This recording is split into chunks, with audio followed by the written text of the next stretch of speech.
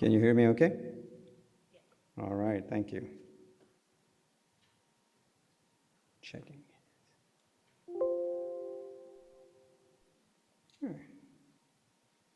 That's advanced. All right, well, it is 1:29, so we'll give 1 minute, but as you're settling down, please see if you can move up. We have a very small audience. It's a huge auditorium. I think the speakers are always encouraged when they see you and react to their talk. So, if you need a carrot, David Unkefer here from Federal Highway promised more federal aid money, waiving all your research requirements from states, all kinds of freebies, so no takers for that? Come on. Well, so, please, as you settle down, just try to be in the front section so we can see you. So it's 1:30, so I'm going to go ahead and start. Welcome to this session. It's really exciting to talk about digital twins. We are in this session. My name is Jag Malela with WSP. Honored to be the moderator, and we have some excellent speakers here. One of them is going to be virtual, 2 here in the room, and then 1 substituting, David substituting for Aaron Costin. So there we go. Thanks, Jen. Freebies are always good. More money, more federal aid dollars flowing in. So I wanted to set the stage for digital twins because a lot of us have heard the term. It's easy to talk about it. It makes sense, right, intuitively, but it makes sense. Different things. It means different things to different people. And I just threw up this graphic, and everybody calls it something else. Every time I turn around, people have a different definition of what a digital twin is. I just want to set the stage. I'm not supposed to be making a presentation here or stealing the thunder from our speakers, but why is it so hard to define it? Because we all have different uses for what we are calling digital twins. It's a single point of truth, according to some. It's a collaboration framework, like a BIM framework. That's why we are here. It's a BIM track digital twin. So absolutely, a digital twin is a collaboration framework for data and data sources, both static and dynamic.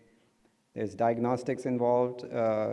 People use it for diagnostics. There's predictive, proactive modeling.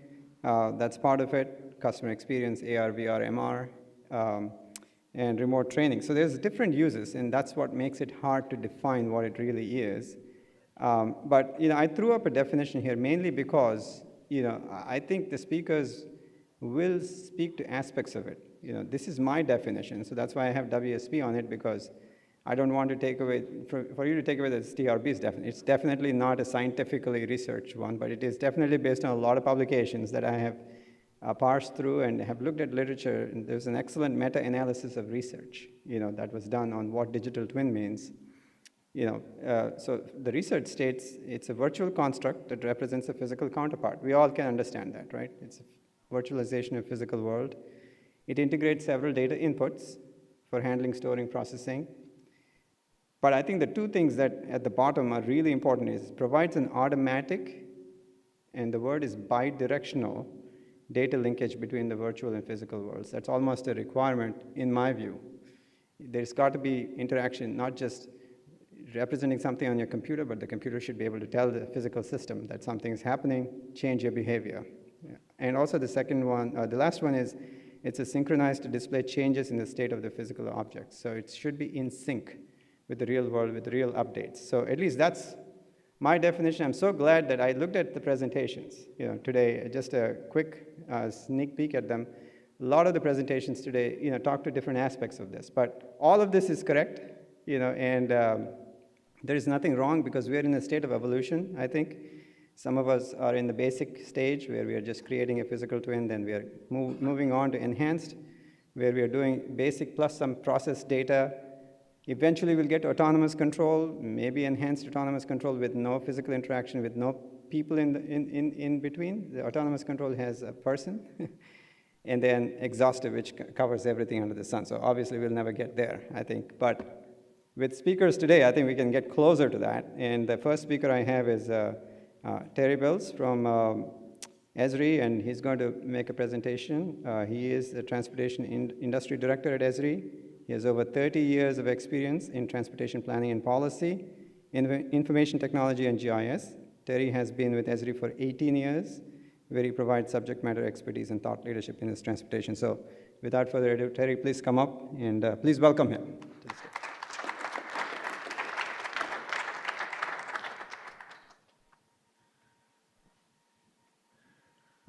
All right, thank you. And let's see. I actually want to start really with what I would call digital delivery and then move into digital twins.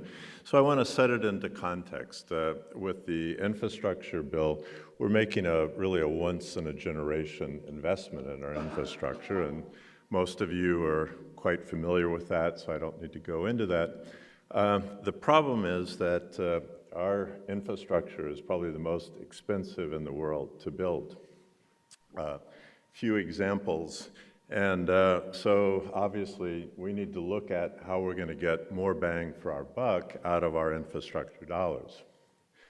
So this was a study published by NIST about 6-7 years ago, really interviewed a number of architectural and engineering companies and really looking at some of the inefficiencies. So as any engineer will tell you, about 40 to 60% of his time is really just locating the information that he needs and validating it. That if from the beginning of the project we took our information system seriously, that we could actually reduce the delivery time by 20 to 50%, and ultimately that it's the lack of communication between those systems that really wastes about 30% of the total project costs. So when we look in our European colleagues, they're actually, by following BIM standards, they're actually saving between 15 and 25% of the total project cost.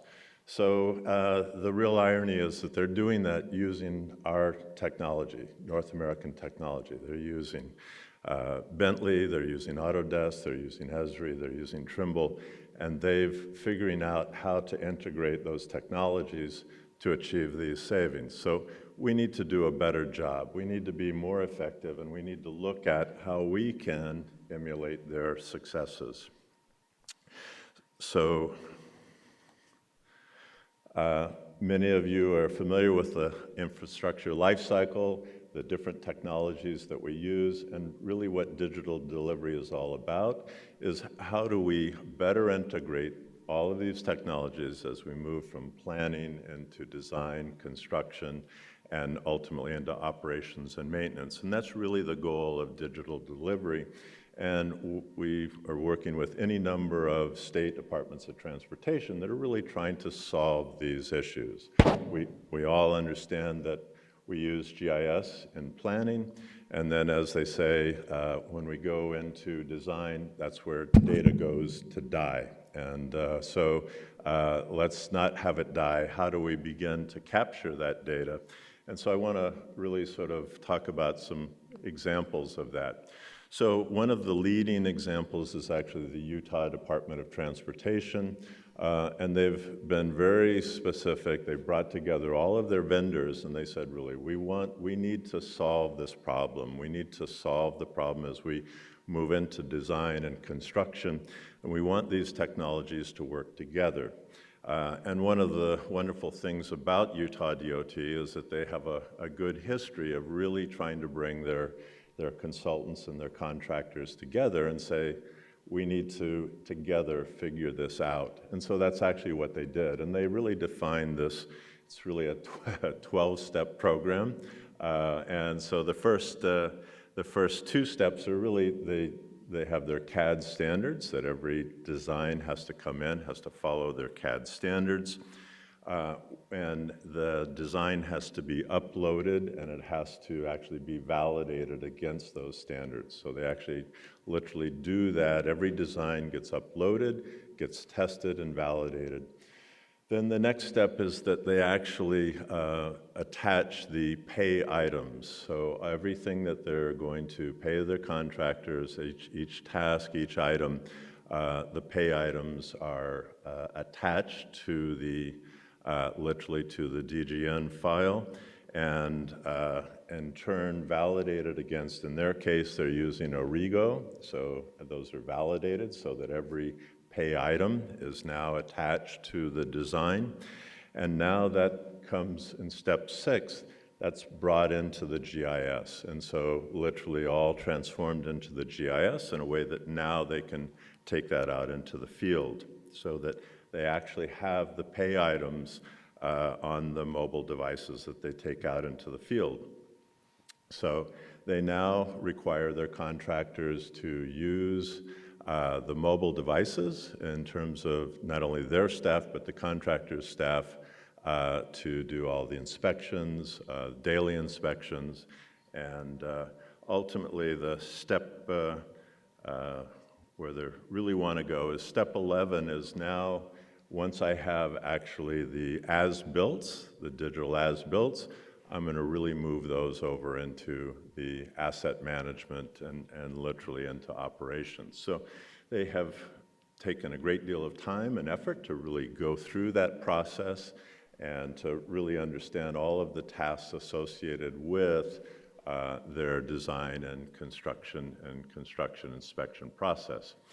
So here's the mobile device that they do actually two sets. They have a daily inspection, daily progress report, and then they have the construction progress inspections. So literally on the tablet, they actually have all of the pay items. They actually have all of the design elements. They actually have an RTK device that then gives them several centimeter level accuracy, so survey grade accuracy in the field as they're doing the inspections. And this is part of their normal process. Not only do they have that level of accuracy, they can access any of the station data, and that station data in turn can be correlated with their linear referencing system. So all of that literally on their device, on their iPads in the field. So what does that look like? And so that was Utah. I'm now going to show you Caltrans. So Caltrans is following a very similar process. So what you're actually looking at is a section of the 101 corridor through San Mateo. The blue area that you see there is actually the bridge design. It's brought in from Revit. The road and all the culverts and the guardrails and sound walls are all brought in from Civil 3D. The white line that you see running down the freeway is actually their linear referencing system. So I now have the ability to pull in all of the agency's data, attach all of that data literally to this digital design. In addition, all of the buildings are actually taken from real building heights and all of the trees, and that 3D model was actually generated in an afternoon with our procedural technology. So literally, this is what Caltrans is going to put together for their entire system. So in essence, what you have is the ability to bring together all of these disparate elements. They have the traffic cameras, the automatic traffic recorders, any other real-time information. All of that is linked on this digital file. Give you a sense, here's that bridge again. You can see the culverts, and then not only do you have the bridge, but in fact, all of that Revit information is now available to me on that tablet. So literally, I'm looking at the Pedestrian Guard, and I can have all of the information taken directly out of the Revit file, the Revit design file. I have that on my laptop, I have that on my tablet, I have that wherever I need to have it. So for all of their design data, I take it into the field. In this particular case, the area on the right was the existing sound wall, so we've made that transparent, and the area on the left is where the new sound wall was going to be installed. There's the sound wall, there's all of the subsurface aggregate information, and again, all taken directly from the Revit design. And there's a profile of my pavement and including the different layers. So again, all of that I have in the field with me when I'm making my inspections, and I can actually see the different layers. So ultimately what that provides them is really the sort of the 3, 4, and 5D analytics, It allows them to do all of the site inspections. It allows them to generate the as-builts and capture those as-builts.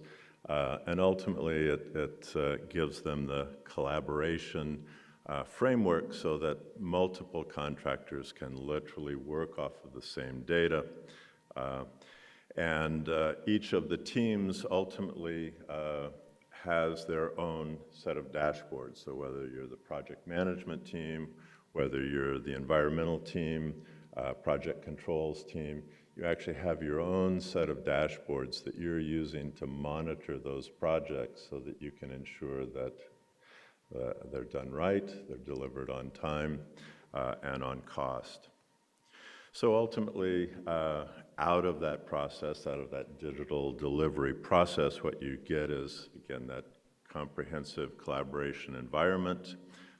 You can move relatively easily from BIM, CAD, and GIS back and forth. And ultimately, you're doing your design validation and your review. And ultimately, what their real goal is, how do they optimize these processes? So again, if you think back to the cost of our infrastructure, how do we use technology effectively to bring down those costs? And how do we de-risk our projects? And ultimately, the goal is how do we then, in turn, take all of that information and seamlessly feed it into our operational systems. Okay, so with that, now I'm going to shift into the digital twin, and I'm going to show you some digital twins. And I don't want to be the person to put the bad stuff into the punch bowl, but let me just point out that I think Gardner has identified that digital twins are probably at the peak of inflated expectations, and I think we're all in for a bit of a fall to the trough of disillusionment. And I think that we need to be very careful, and we need to think very carefully about our digital twins and what we're going to do with our digital twins. And let me just sort of emphasize that from this quote from Gartner as well, that digital twins are not easy to build, they're expensive. Unless you have a real clear business case ahead of time that you've defined, I think you're going to have some real issues. That these are, and I'll just leave it at that. But I think that there's going to be, I really do think we're going to have a lot of disappointment down the line. And I think we need to be very careful about the way that we build these and the way that we think about digital twins. So, and to sort of reinforce, we can create a baseline or a historical record with a digital twin. Ultimately, I think I'm going to show you a couple of examples of operational performance, so that I'm going to show you an airport that's actually using their digital twin to monitor their physical plant in real time. And then ultimately, how do we use our digital twins to really do predictive modeling and test scenarios against those digital twins? So if you think back to that Caltrans example, what they really have, in a certain sense, is a digital twin of their network. So with that, in fact, now I can move into safety analyses.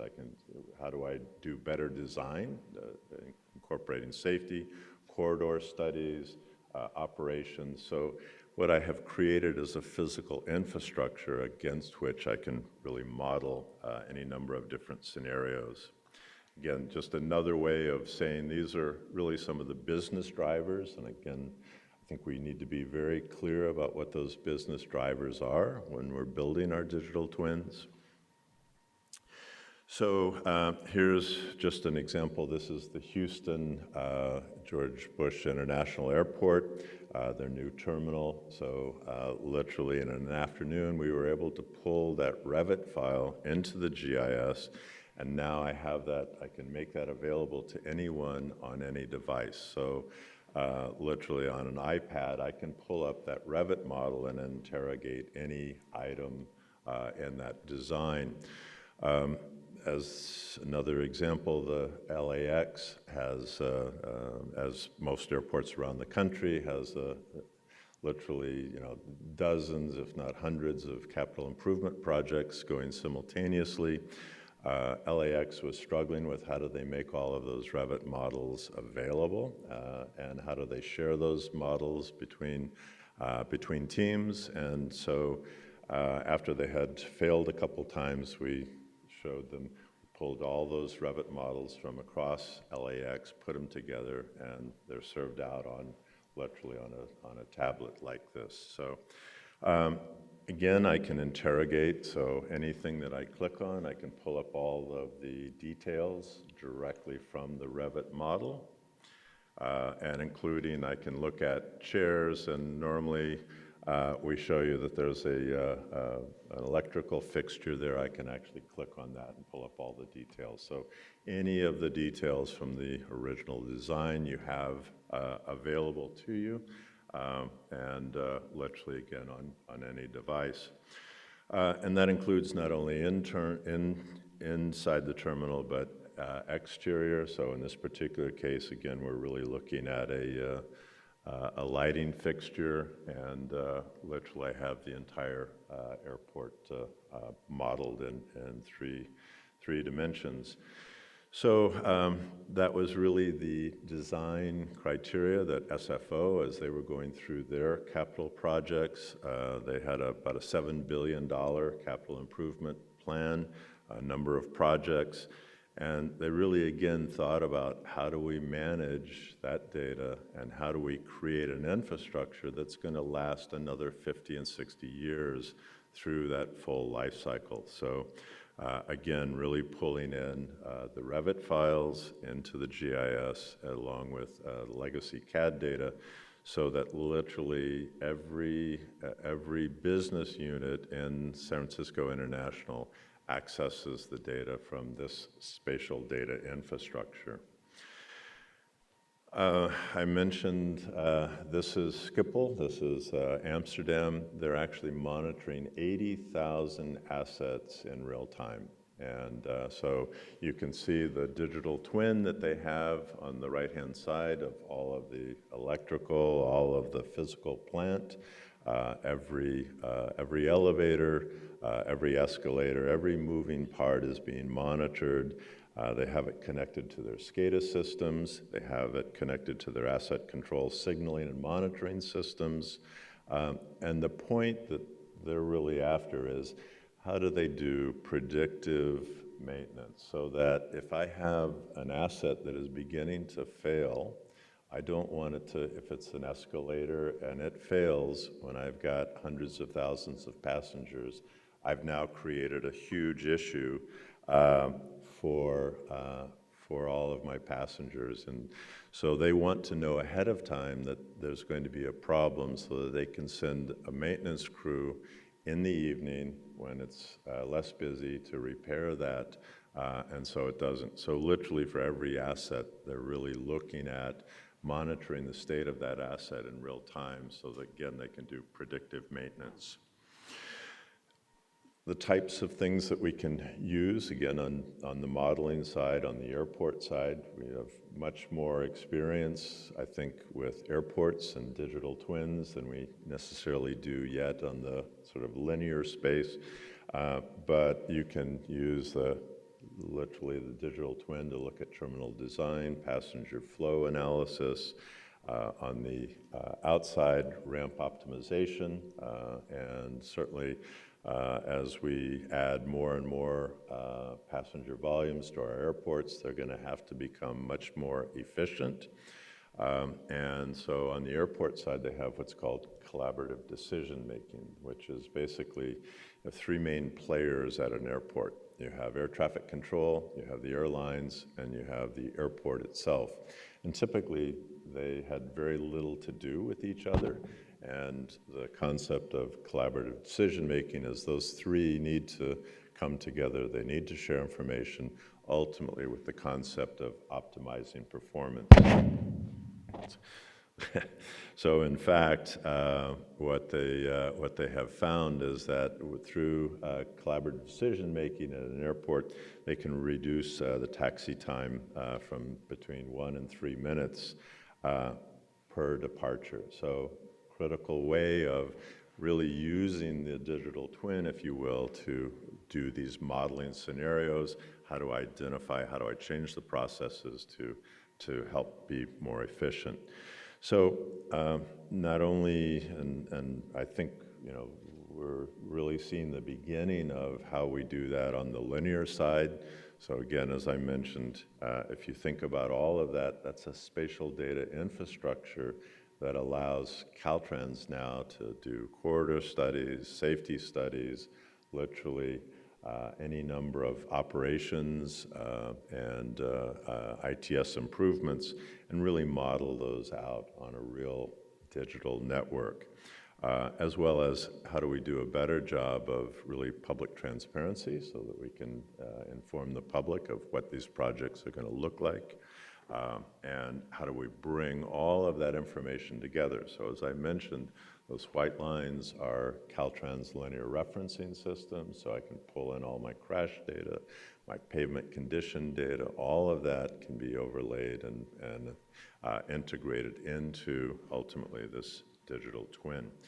So back to the original, my original concept. This is Europeans, when the Europeans talk about BIM, what they're really talking about is whole life cycle information management. And it's actually a requirement in pretty much every country in Europe that they have to follow BIM level 2 standards.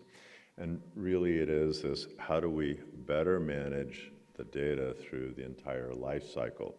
So everything under the orange curve is the potential savings, because as we all know, when we move typically in our transportation organizations from one department to the next, we have a tremendous amount of data loss, and we recreate those systems. And so the opportunity, that 15 to 25% savings, is that entire area under the curve there. And that's the opportunity that we need to capture to deliver greater bang for our dollar on infrastructure. So again, if you think about this, and Caltrans does not call this a digital twin, they're very specific about not what they're really saying is they are creating the digital data infrastructure, and literally and they will have this for their entire network. And again, it doesn't require, it's actually built off of not only the BIM, the Civil 3D, but then also LiDAR, and in their case they used Ladybug, which is the digital video. So what you're really doing is you're creating a lifelike, literally infrastructure upon which you can overlay all these other digital elements. So, and with that, I'll go ahead and close out, and so thanks. Okay. So any questions?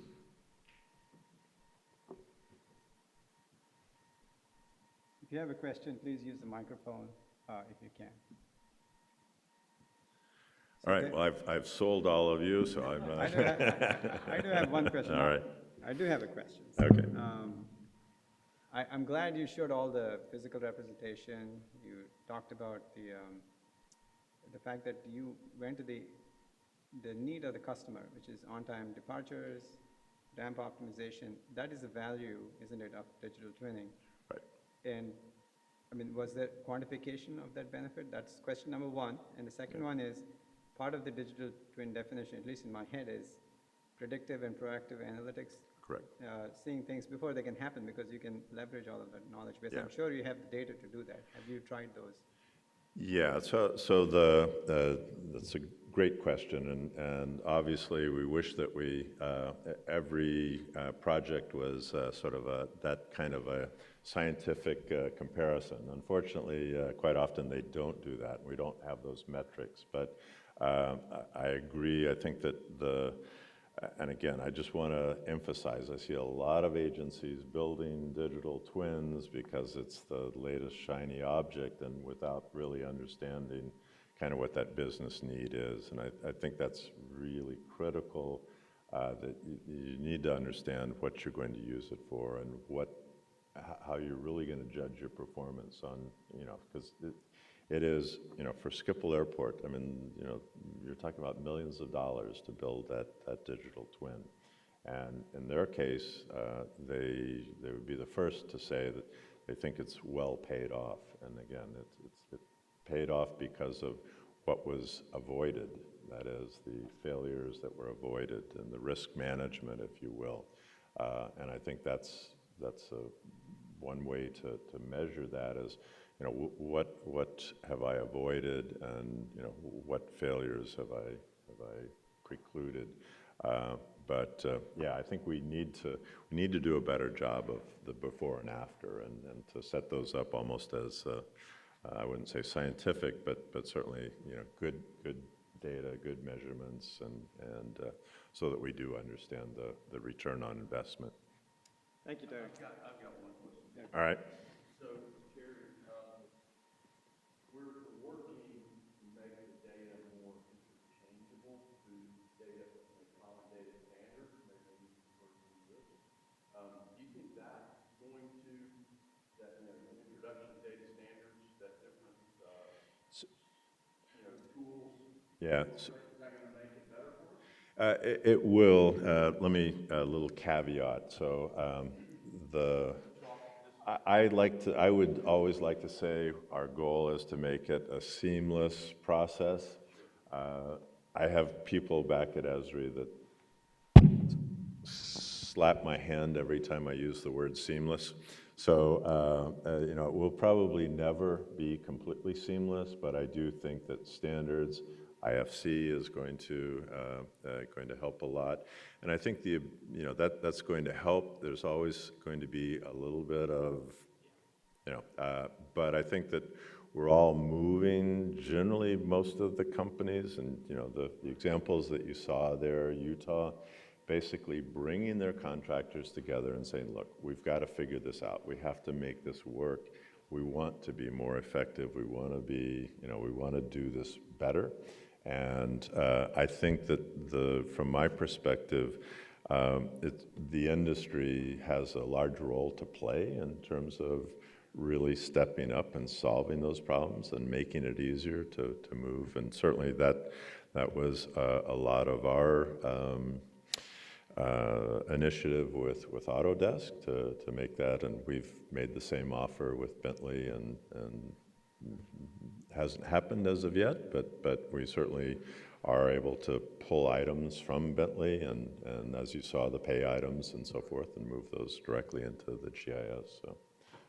But I do think industry needs to maybe step up a little bit more to make that a little easier. There's one more question for you. Yeah. Terry, when you go back to residents and you talk to the folks across Esri, where else, what other sectors are in a similar place to transportation industry, and what could we benchmark ourselves against in other sectors in this? Yeah, so it's a good question. And where I see, so as I mentioned, certainly in transportation, airports are the farthest ahead by far. And they really, because they're all going through capital improvements, they're designing new terminals in Revit, it's very easy to move forward. The other industry would be the utility industry, and I would say that many of them are really beginning to build the digital twins, much like Schiphol has done. So how do I build a digital twin so I'm monitoring all of my electric, my gas, my infrastructure in real time? And literally, we see a lot of that on the utility side, and I think I would encourage you all to take a look at some of the activity on the utility side. The other thing I would encourage you to do is, quite frankly, the Europeans are so far ahead of us on this, and it's again, I think because it was mandated, and they have a little bit longer run at doing it. There are some phenomenal examples in Europe of really doing this the way it should be done, and very effectively. And they are, I can't say that every project is meeting their 15 to 20% savings that they would like to get, but certainly a large number of them are, and some of them are, they actually do have good cost data on that, on the savings. So, yeah. Thank you, Terry. All right, okay, thank you. So that was an excellent presentation. Some really key points you make is the hype cycle. Something that I've always wondered is without value, an idea will die on the vine, and you really, digital twin is the hot, buzzword today. There's investment going in, but soon people will be asking for returns. And it has to be use case based and very well defined. So thanks for that caution there. And I think the collaboration between all life cycle phases is a key point that you make. And certainly utilities, I know from my experience, power and gas, specifically those two have done significant work in the linear infrastructure space. So I would say that I agree with, echo your thoughts there. So the next presentation is by Bruce Aquila, and I hope I got the name right, Bruce. It's called Back on Track, How Digital Asset Management, BIM, and Digital Twins Support the Rail Infrastructure. A very interesting parallel, I think, right on cue with what other sectors are doing. Bruce has been with Hexagon, formerly Intergraph, for 38 and a half years. Let's call it 40, Bruce? 40? Yeah. He is currently serving as an executive transportation consultant in the Transportation Business Development Group. Among his responsibilities are product ownership of the Hexagon Road Safety Manager product, technical business development, and consulting. His prior responsibilities include product planning, technical training, software testing. But I think the key here is Bruce does have significant transportation experience, having exclusively worked with state DOTs and MPOs, local governments, and other transit agencies in asset management, linear referencing, and safety planning. And so without further ado, I think your talk will talk about how you bring it all together, Bruce. So looking forward to it.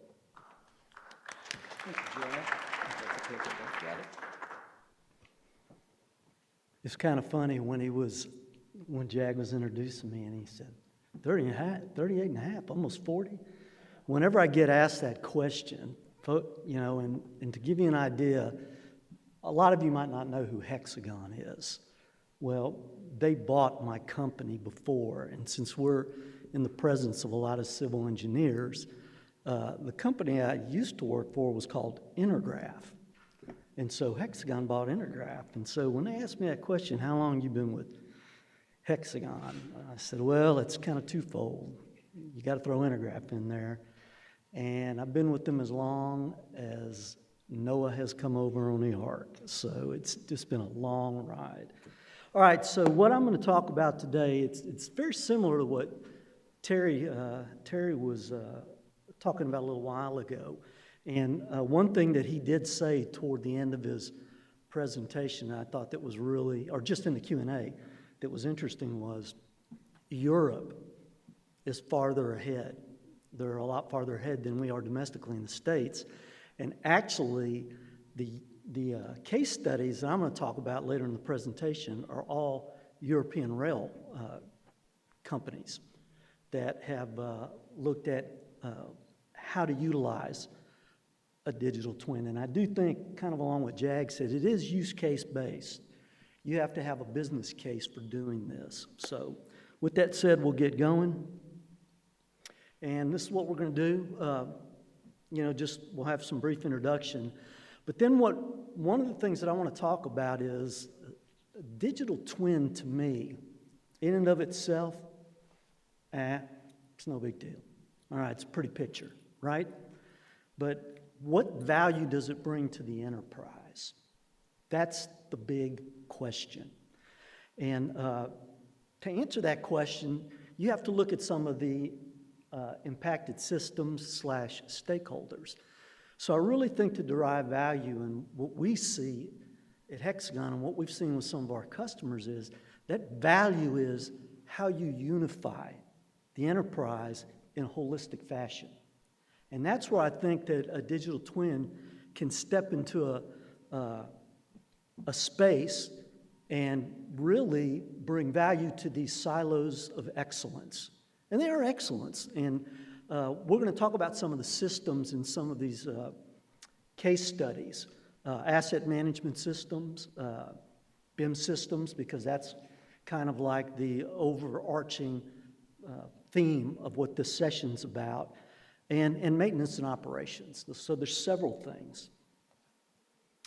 All right, so, but there's some common challenges, and I think you can look almost across any industry. One of the industries, I know Terry mentioned utilities earlier.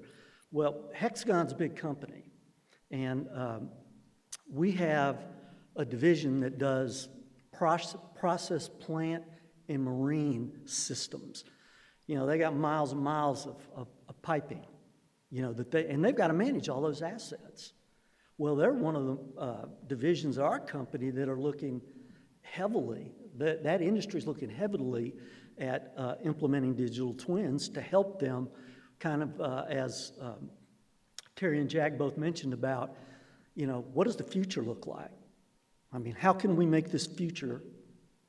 I don't have a problem with using the word seamless, you know, but how can we seamlessly transition from one place to the next place to the next place? What's the best avenue to do that, and what's the most cost-effective way to do that? So, you know, the biggest challenge, it doesn't matter what industry it is, you've got a lot of information you've got to be able to assimilate.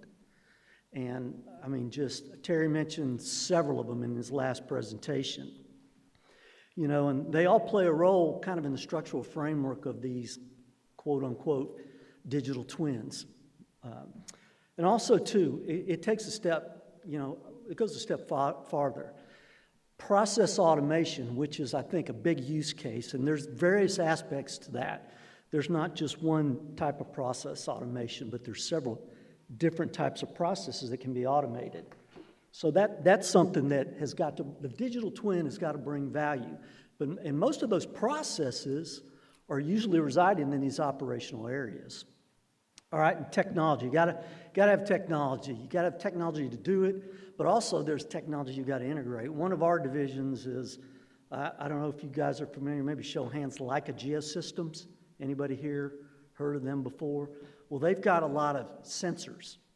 They make sensors that actually can stream data in real time back into operational units, command and control centers, just for various purposes. So being able to utilize that data in real time and see how it can affect the state of where we are and the state of where we want to go.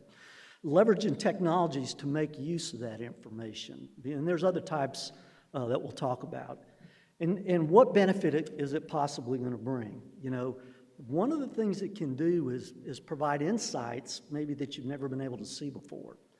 You know, in a cohesive manner.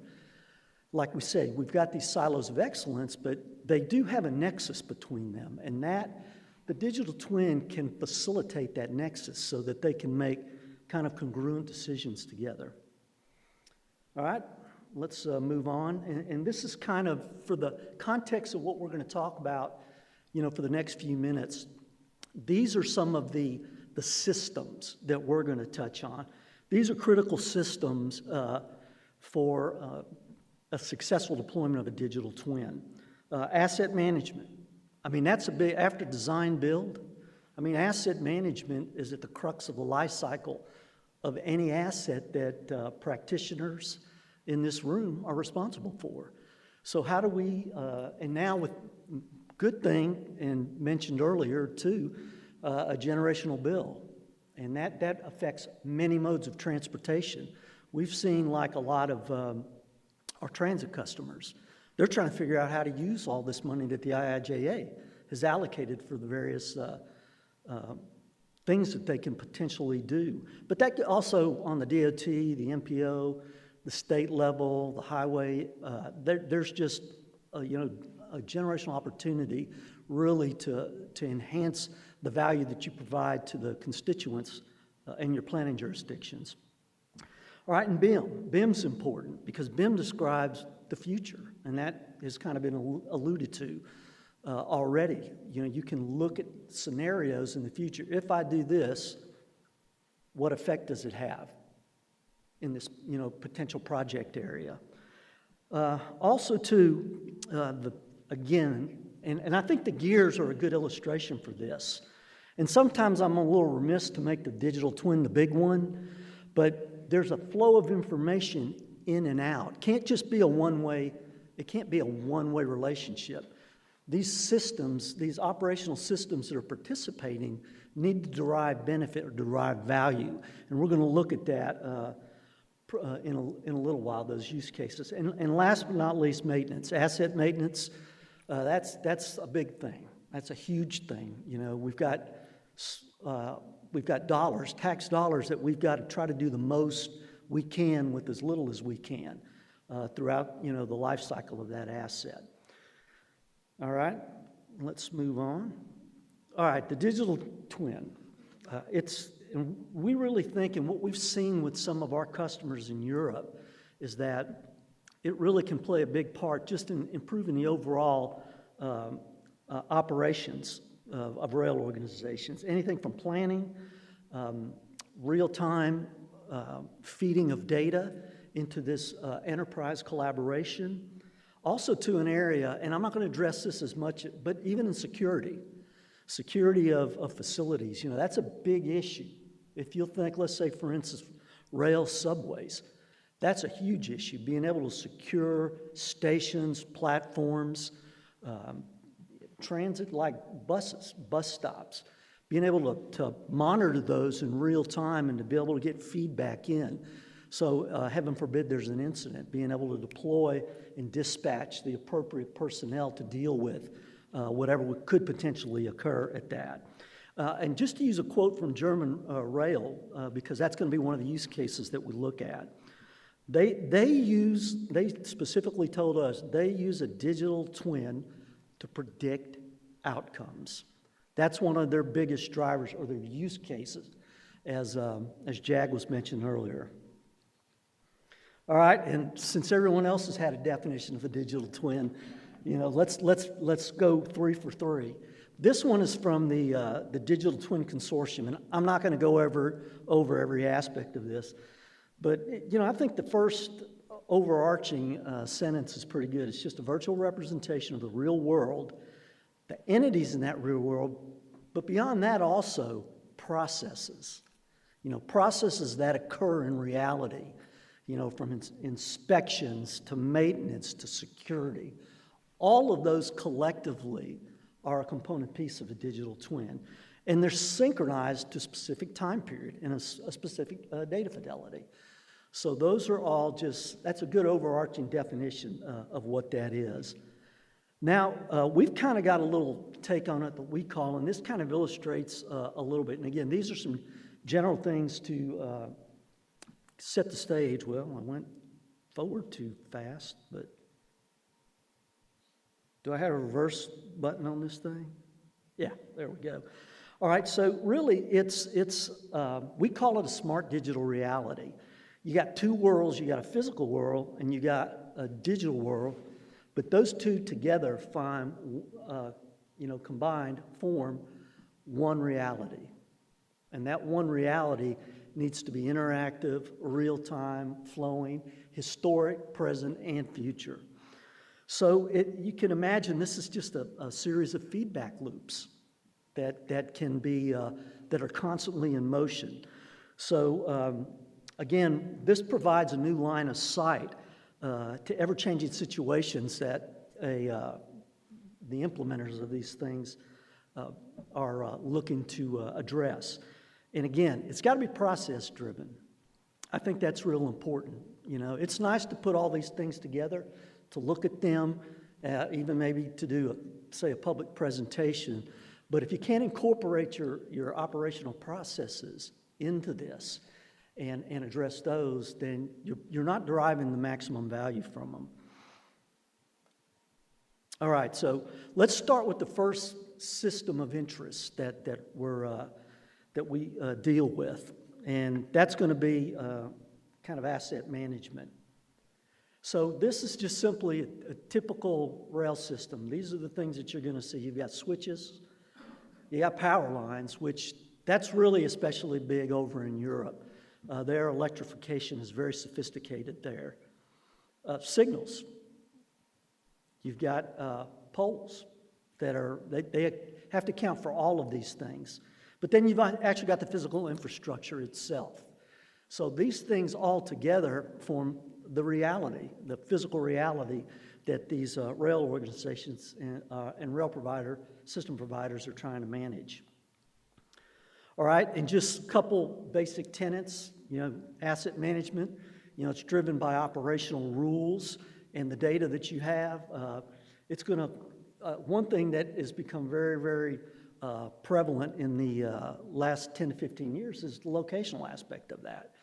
Now, everything has a location. I can think of a bus stop.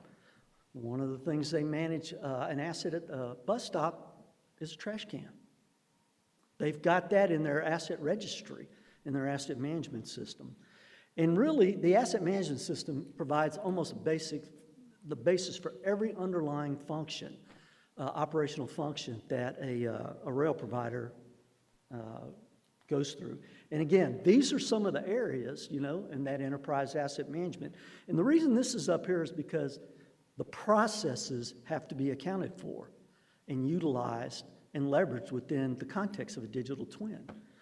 And those are just some of the things, your assets, the maintenance, because we've talked about, big part of asset management is preventative life cycle maintenance. Where's our potential point of repair? Where's our potential point of failure? All right, and business processes too. There's processes as asset management, and those are just a list of several of them. But this actually extends beyond these some of these back office systems. We can actually take a step back to the actual collecting of the data itself. This plays a role actually in the formation, the definition, and the ongoing life cycle of the digital twin. And this just is an example of a rail organization, German Rail. They've got one of those Leica sensors on their rail car. And what they're doing is they're going out and they're collecting asset information, infrastructure information, and simultaneously they're collecting panoramic imagery. Now, what's important about this is they're able to do it like at 37 miles an hour, which means one thing, they don't have to necessarily disrupt service operation. See, this is part of the holistic aspect of this. By being able to collect your data like this and streaming it back, you don't have to, and still meeting your scheduling objectives. All those processes factor into the overall implementation and deployment of a digital twin.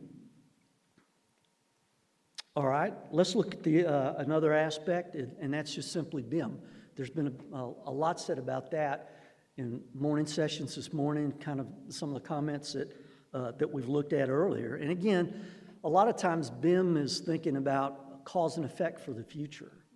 Here's our reality is now. What if I do this? What is the potential impact or effect? And there's really multiple aspects that it has a cause and effect on. What we're going to do here is look at a train station and just some of the effects that being able to incorporate BIM, what you see in BIM, into that digital twin. And those are some, some components that go over and above CAD, because a lot of times we think of CAD and modeling, what we have in either a DWG or a design file, in a 3D, and then boom, rendering, shading, and everything. But it can be a little bit more than that. It's some of those other things. So what we'll do is we'll take a look here, how within the context of a digital twin, we can come in, we can look at the station, but also too, we've got a maintenance request. There's a problem with an escalator. So now we know we've got to be able to go and communicate back to the asset management system. Number one, do we have that part in stocks? We have to look at our inventory management within our asset management system. Number two, if we don't, is it back ordered? Or even before that, is this part under warranty? All of those things collectively tie together, and the digital twin is a way that kind of we can facilitate that. Look at the engineering drawings, the CAD drawings, those can all be overlaid, your as-built for these things. They all fit congruently together. All right, another thing is data acquisition. This is an example of collecting data within a subway station, just using a handheld device, walking through that station and collecting information. Now, how is that important for asset management? Well, one of the things that you can do is you can compare what we say we have in our asset management system to what's there in reality. So that's a good nexus of verification.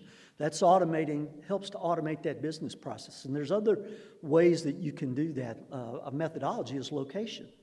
You know, coordinates of what you see in these LiDAR files compared to what the coordinates in the asset management say for a specific asset.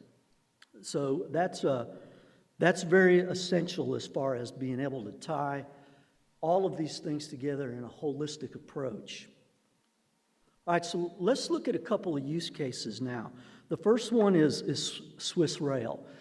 They had before we worked with them on this project, they had a very small digital twin for one track and one subway station. That was it. That's all they had. And the reason is they had some serious challenges that they just didn't know how to address. One of them is they didn't really have any idea how to link their asset data with data in a digital twin. So they didn't know how to take, I think it was either them or German Rail, I get them all confused. Their asset management system, they weren't sure how to tie what was in there to what they had in digital reality. Because, you know, if you think of your asset management system, I mean, it does have a spatial component, but it's really, the majority of it's a back office system for work order management, contractor management, resource management, inventory management, and inspection, just all of those things. But how do we tie that into the physical reality of the world? Yes, you do have mobile inspection apps in most asset management systems. So they wanted to try to figure out how to tie those together.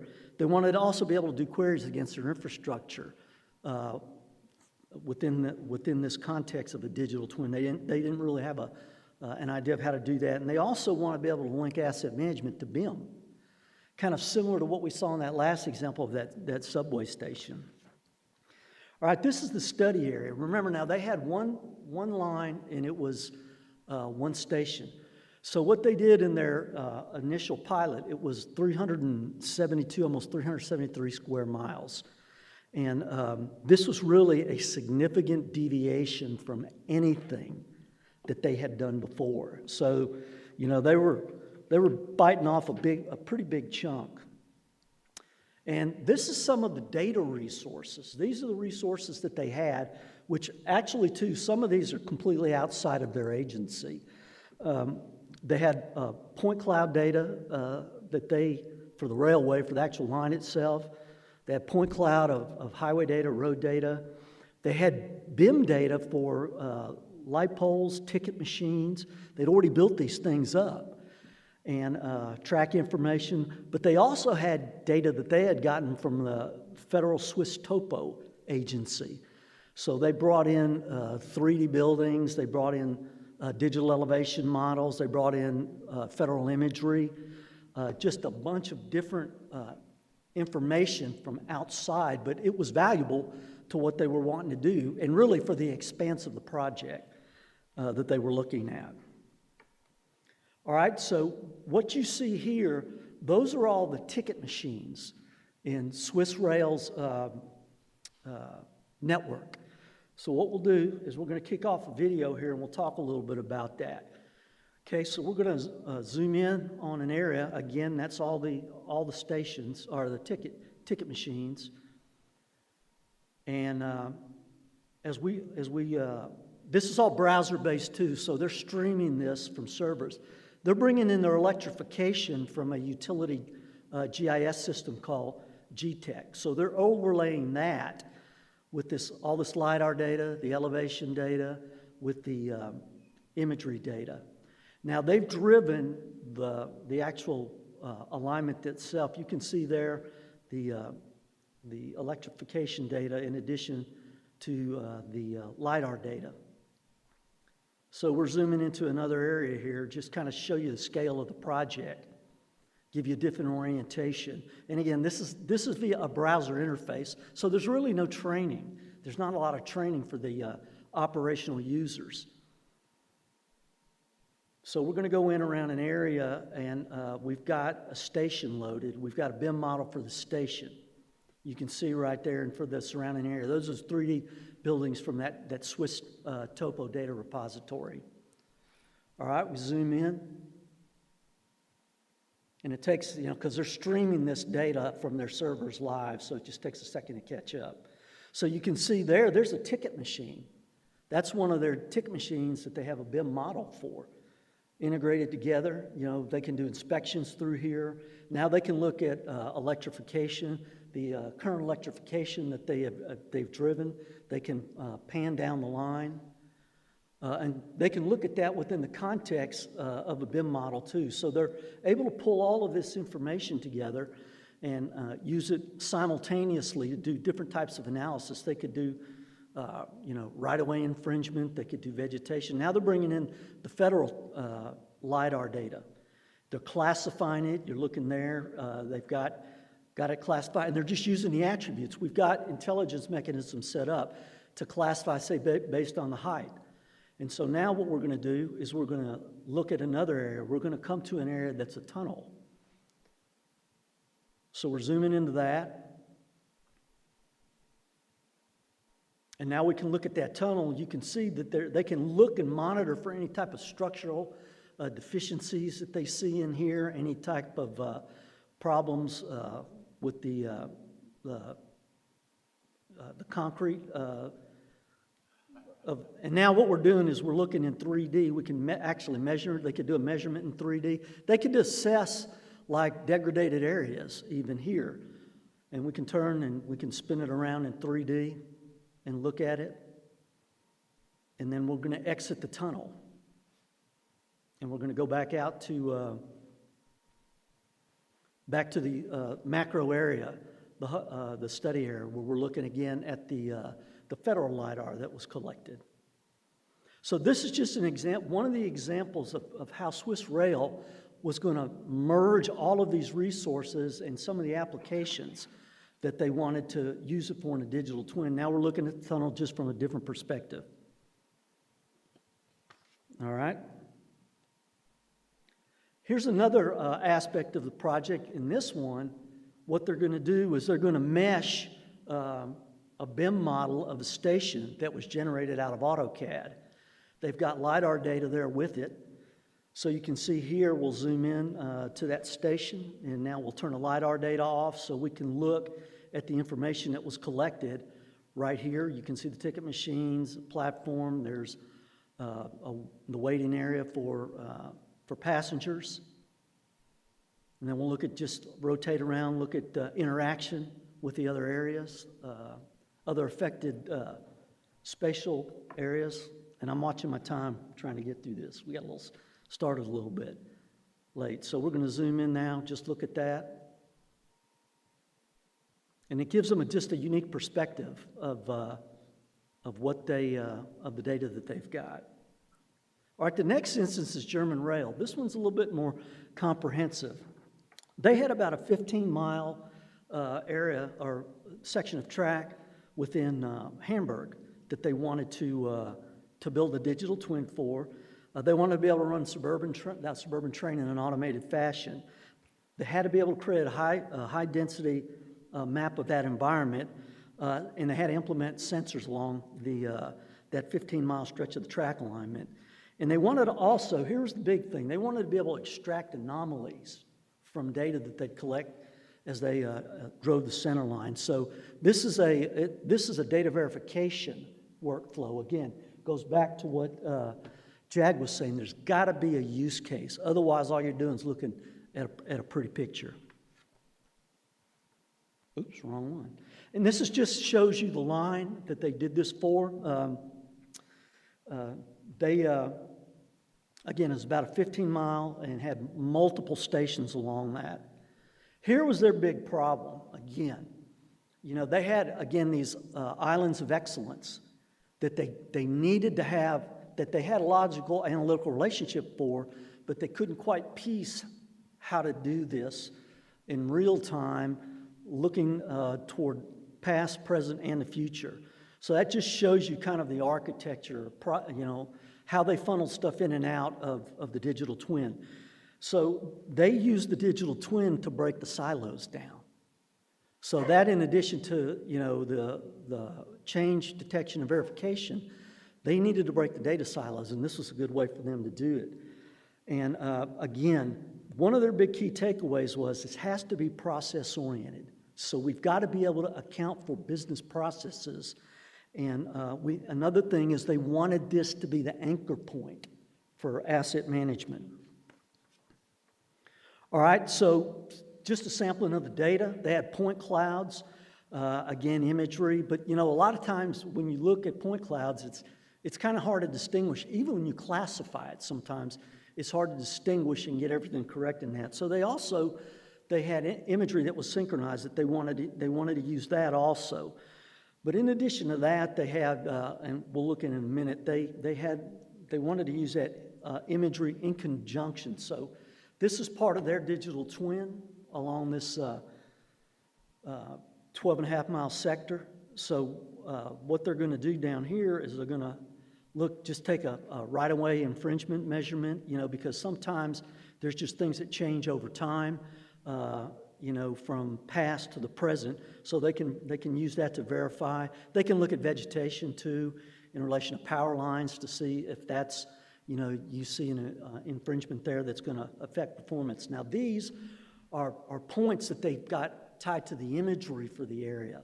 So now they're going to bring in the imagery into the workflow, into this business process. So they can also do, the measurement that they're doing is against the LiDAR data. So the LiDAR data is basically the three-dimensional data. And the imagery is just the cloak for it to provide better context for the analyst or the operator that's, you know, has to make an assessment of this given section of track. And again, you can spin it around in 3D. You can see the measurement vectors are held in 3D. Again, this is browser-based. So you don't have to have a thick client or anything like that necessary to do it. It's easier to deploy. The cost of deployment is much cheaper for them. So they're looking, now they overlay the LiDAR. Okay, another example is this one is really interesting because the next couple are going into how much time do I have? 2 minutes? Okay.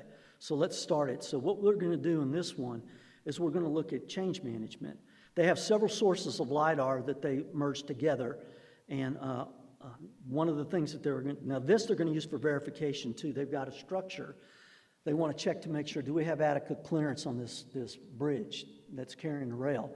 Because heaven forbid, if there's a bridge strike, especially if one of the trains is going over the time, at a given time, that could be a catastrophic loss of life. So here they've got, you know, LiDAR from a couple years ago and just doing a basic measurement in it. And now what they're going to do is they're going to bring in, after we get done with this measurement, it is easier to do this, to talk for longer than, we were talking about this at lunch, you could talk longer than you think you would. Here's a file that was brought in, a separate file for a project, an engineering project 2 years later. Now also we're linking to the vector data in this digital twin, the asset information, and off that pole we have a trigger to go ahead and kick in a BIM model for it. And I'm going to fast forward through that, and this is just some of the data that was trained, that the intelligence was trained to classify and figure out what's in there versus what we say we have, but also to find where those anomalies are. And so I'm going to look at this last example for UK Rail because I think this one is good. They just had so much data, that was a problem in and of itself. But on this last example, again, what they did is they classified the LiDAR data to look for problematic areas. Again, you know, because the workforce management, sending people out there to inspect, it's costly and it's dangerous. But you'll notice up there that toward the bottom, that blue category, that's other. That detected where the anomalies are, that they could look at this, they could bring in other data resources, and then they could deploy without having to send an inspection team out on a seek and you shall find mission. So in summary, digital twins enable effective leveraging of silos of excellence, automation of data discovery and verification, visualizing assets and linking to asset management. Again, going back to what I said, a holistic enterprise asset management system. So we've got all of these pieces and we want them to provide a congruent integrated solution. Just overall improvement of life cycle asset management. Sorry it took so long. No, that's okay. We'll take one question.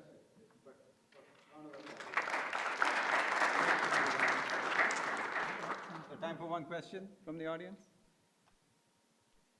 I really appreciate it. Fast, too. No, it was great information.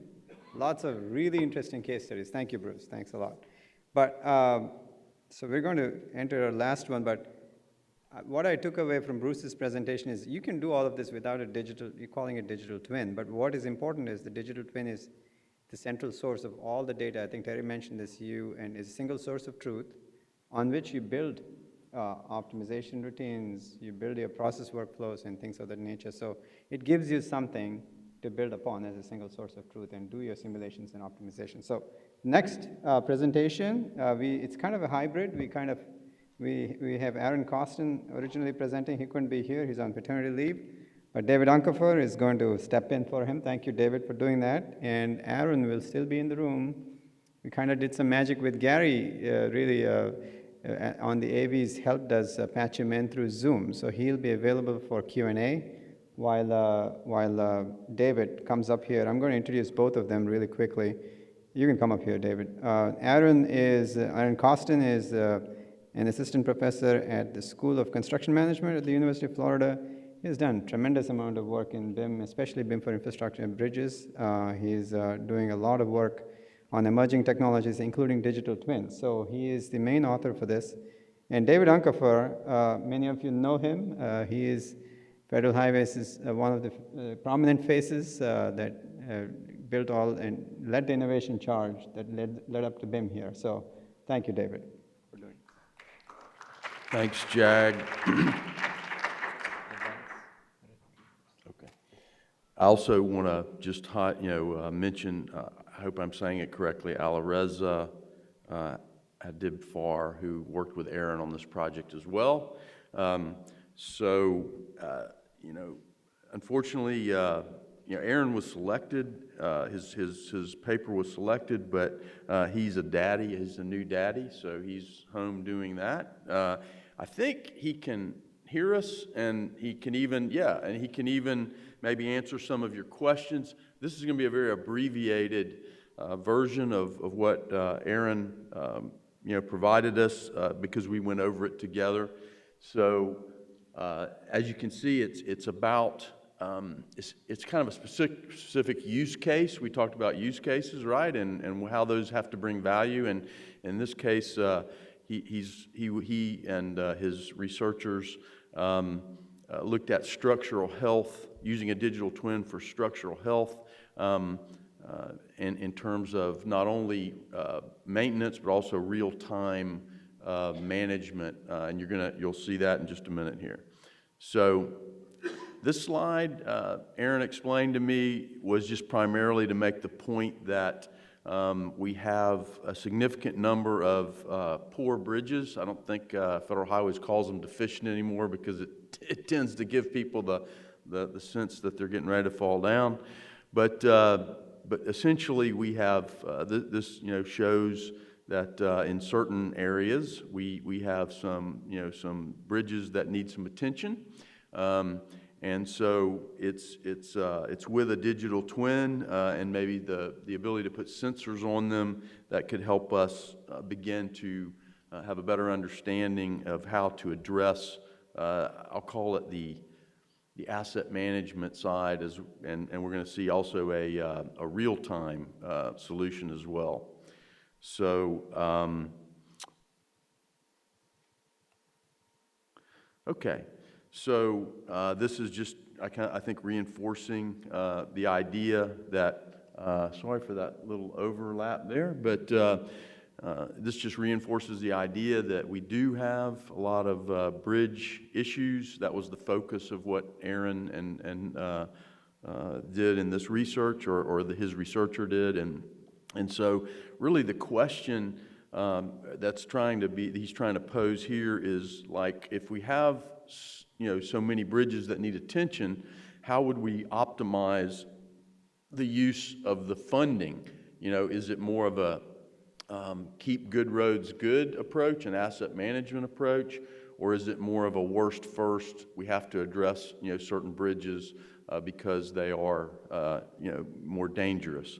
So the idea is, can we use tools like a digital twin and the data that it can amalgamate to help us analyze how to better spend our tax dollars? All right, so this is a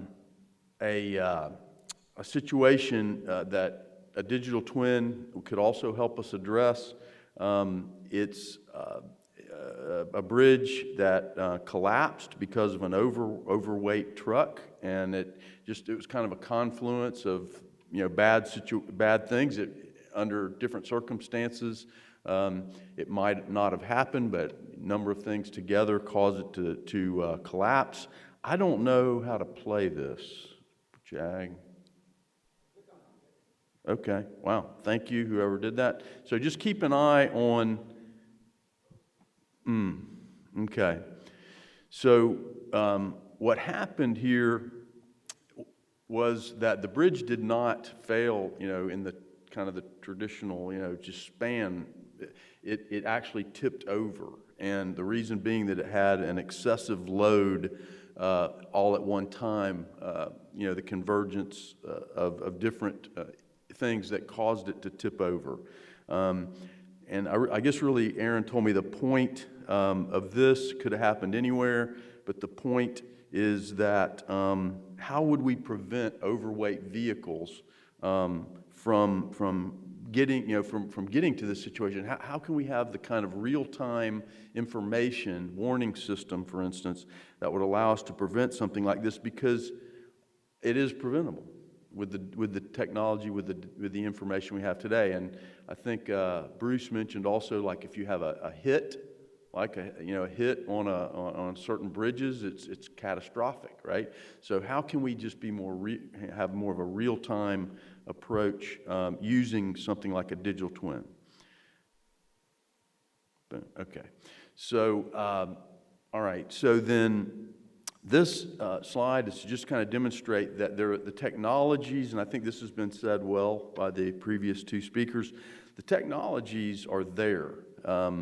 The different, the bridge management system, some of the sensors that create structural health monitoring, ITS systems that deal with, how the traffic is moving and tell us, give us information on that, plus the modeling. The model is kind of the place where, it comes together on the twin. So essentially the technology is there for us to create a digital twin. And so what we need to be thinking about is how to fuse that information. And again, I think that's been shown that it's being done. In my own hope, and the reason I asked the question of Terry is that it can be a little more seamless, a little more, not necessarily seamless, but just a little more, the sharing of information, so that we can fuse data models for various use cases. So by doing that, we're going to be able to do a lot more. These guys presented some excellent use case examples of what we can do with that information, and I really think we'll be able to make the business case, use case, and it'll just keep growing. I think beyond the trough of disillusionment was the productivity, right? It goes down, but then it comes back up, and there's a productivity stabilization, and then, of course, things go through it again. So, all right. Oh, I'm not sure if I covered. Yeah, so the digital twin is that fusion of data and systems that will allow us to accumulate information Again, that's been said well, but this is all kind of a prelude to the work that was done by, I think, Alireza and overseen by Aaron. So, bottom line, we create more useful knowledge base, in this case for bridge operations and maintenance, and we then accumulate historical information that would allow us to do more predictive analysis, and resource optimization, and others mentioned that as well. This slide is just to kind of show the different systems that are contributing to the digital twin. I believe, again, this has been, they've gone over it, and Aaron is just reiterating it here. You can see in the top, you've got the sensors and ITS information, traffic data, the model itself. Down in the bottom left, the AI, the artificial intelligence, and then the analysis that leads to real-time monitoring, predictive analysis, optimization over time of how we spend the funds and the work that we do, and just better decision making. This is really is what was behind my question. That IFC, or Industry Foundation classes, is one standard among, it's a key standard that has now been adopted by AASHTO, and it's intended to move us toward a more exchangeable data situation. So right now, sometimes when we fuse data, we have to write APIs, we have to do kind of one-off solutions. Sometimes you have partnering. Terry said he's partnering with Autodesk and others, I think. So with IFC, the idea is to create a data standard that makes the exchange better, and that also will make it more durable, the information more durable over time, kind of like having a PDF, so to speak. So this slide is to just kind of show that on the left you have your ITS sensors and information. On the right you have your bridge structure. The University of Florida basically was able to link these data, these systems, using an IFC model, or modeling approach, IFC file approach. So what you see on the top left is the model that they created in order to kind of replicate how they would create a warning system for overweight vehicles.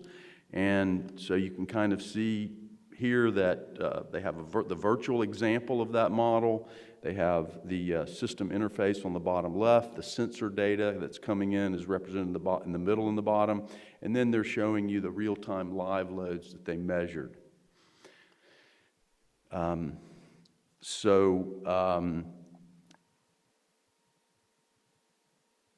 basically, this is just the process. I think the left shows, how the data flows into the digital twin, and the right is the process for how it decides if something is overweight. And I think this is just kind of the flow, the process that we were talking about, that demonstrates how it takes the information and runs it through AI with historical information, does some predictive analysis, checks the thresholds, and then the bottom line in this case is to the bottom right. You see a twin span that, in the top left you see the twin span, and it shows you that the structure on the left is green, meaning it's okay. The structure on the right, where the truck is warning you that it's overweight. So, and I think, what Aaron mentioned is this can be placed such that you don't ever get on the bridge. So that's the idea with an overweight vehicle. So this, just is to make the point that the benefit of such a digital twin system like this would be both for preventive planning and operations in the top there, preservation of the bridges because we're protecting them from overweight situations that maybe create fatiguing and so forth.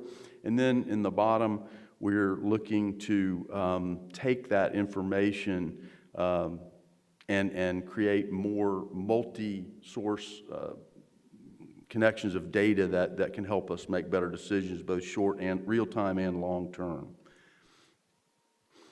So the projected benefits are, I guess this is kind of the punchline, utilizing artificial intelligence for predictive analysis of failure and maintenance. So you're not only protecting the bridge in real time, but taking that information and predicting future issues with particular bridges, look at what-if scenarios, potentially routing of traffic based on the measurements that you get from weigh-in-motion devices that are placed at strategic places.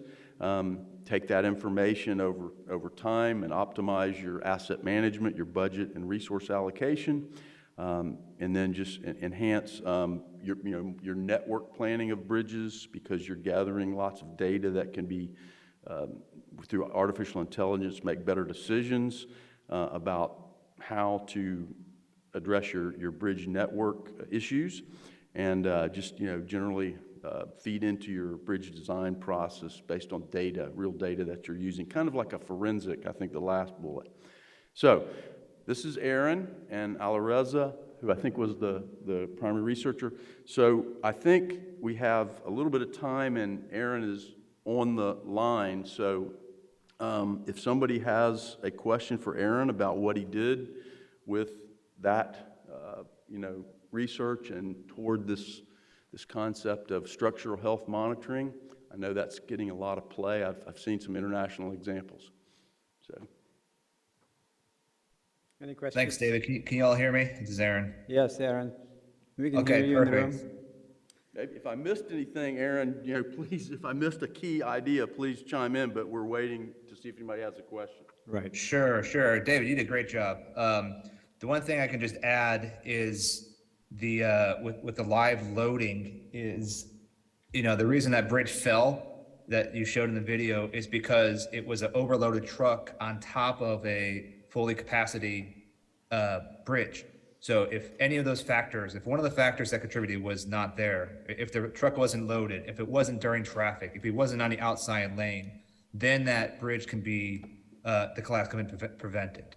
And so the objective and the idea here is we can incorporate all these different sensors and using the different thresholds of identification of the fatigue of the bridge or stress loading on the bridge, we can actually prevent all that stuff. And we can see the loading in real time and then use the weigh and motion sensors ahead of time. So for the demonstration purposes, we put the sensor on the bridge calling it the WIM, but in reality that WIM would be a mile or two ahead of the bridge. So we can force the truck to either reduce its load or take its time to avoid that certain passing. So the whole idea is here, we have all this information and incorporating it into a central server or system, which is under the realm of digital twin, we're able to achieve possibilities that we can't do with each of these individual technologies standalone.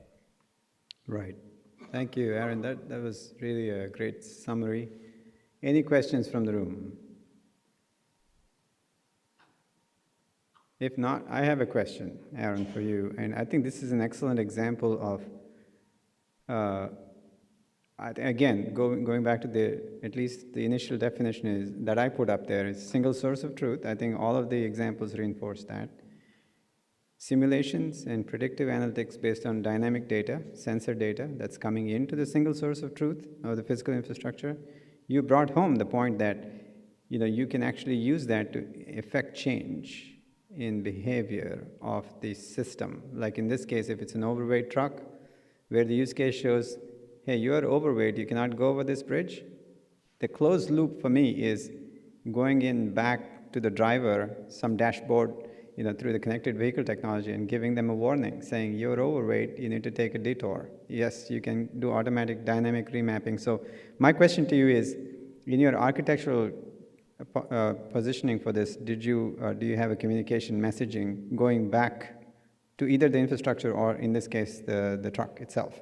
So that's the two-way communication that really only digital twins can do, because you're parking all the relevant data inside that. Yep. So that real-time sensor that we have those thresholds are what trigger any responses. So in this case, if you go back to that, the real-time data feed where it has all the arrows, this case, we sent it to the BIM model to show, overweight, stop it, right? And that can still, and then with the dynamic loading, and since we can actually put sensors on each element, you can see the live loads in real time in color. But like you said, if we have smart cars, we could send that same signal to the cars, or if we have the signage, we can have them there. Exactly. The key with the digital twin is collecting all the data to make those decisions that are actionable. Excellent. Well, with that point, we are 2 seconds away, so no more questions in the room. Great presentations. Thanks, everyone. Thank you.